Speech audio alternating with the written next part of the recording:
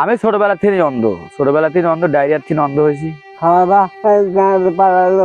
এদের কেউ নাই, কেউ বলতে কেউ নাই। একটা বউ আসিল, মারা গেছে। বড়াই গ্রামের জোনাইলে অসহায় বাবা ছেলের মানবেতর জীবন। প্যারালাইসিসে আক্রান্ত অসুস্থ বাবা আর একমাত্র ছেলে অন্ধ। থাকার মতো নেই কোনো ঘর।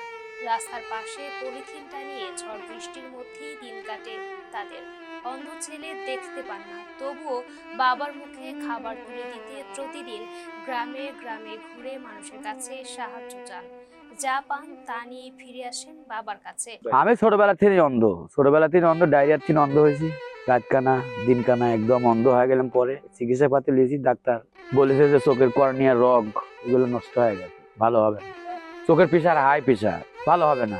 তারপরে ওখান থেকে আসে, বাপ মা গরিব, ধরেন সেখান থেকে বাপ মা ভাত কাপড় দিয়ে পালতে পারে না। পরে 10 দিন এখানে ওখানে ভিক্ষা করে খাই।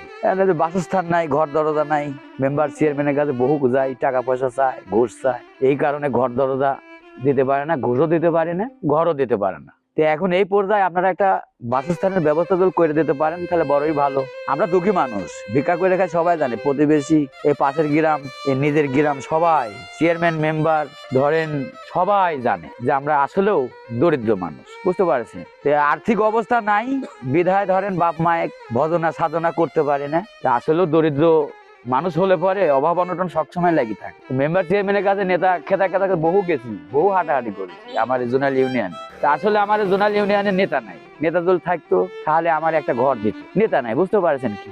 যায় টাকা চায়, ঘর চাই, টাকা চায়। তাহলে এইভাবে কি আমরা বসবাস করতে পারবো? আর দেশে সরকার আছে, এই যে এত কিছু দেয়, এত কিছু পায়, যারা টাকা দেয় ওরাই পায়, আর যারা টাকা দেয় না তারা পায় না। তা আমরা টাকা দিতেও পারি নাই, আমার ওরকম সামর্থ্য নাই। কখনো খাবার জোটে, কখনো জোটে না।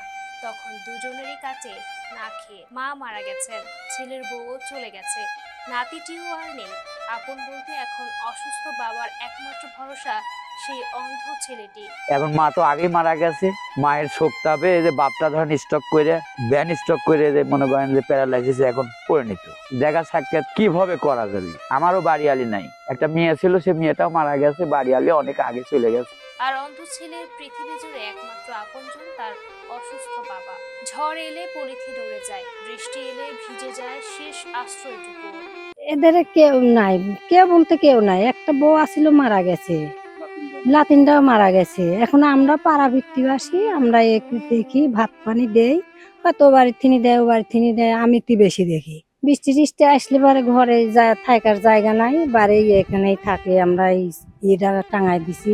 ছেলে বাইরে যায় হলো মানুষের কাছে সাহায্য চাওয়ার জন্যে, এখন যাই কিছু আনে, ছেলেও খাওয়ায়, প্রতিবেশীরাও সবাই দেয়, এভাবেই চলতেছে। কিন্তু এদের একটা খুব ঘরের দরকার। এই চ্যাংরা অন্ধ, এর বাপ খুব অসহায়। আমরা রেগুলার এই দিক দিয়ে যাতায়াত করি, থাকা মাকা খুব সমস্যা। সারাদিন ভিক্ষা করে আয় না, আবার বাপে সাহায্য করতে পারে না, ছেলেও অন্ধ।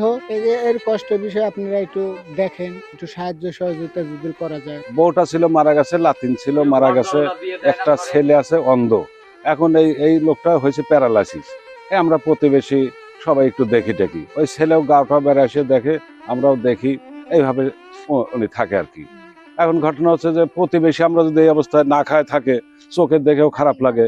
এই জন্য প্রতিবেশী সবাই আমরা যাই খাই, আমরাও যা খাই ওনাকেও তাই দিয়ে চালাই আর। তবু বাবাকে ছেড়ে কোথাও যান না ছেলেটি। তাদের চাওয়া বড় কিছু নয়, শুধু একটি ছোট্ট ঘর যেখানে বাবা নিরাপদে শুয়ে থাকতে পারবেন, আর অন্ধ ছেলে নিশ্চিন্তে বাবার পাশে বসতে পারবেন। একটি ঘরই হয়তো বদলে দিতে পারে বাবা ছেলের এই কষ্টের জীবন।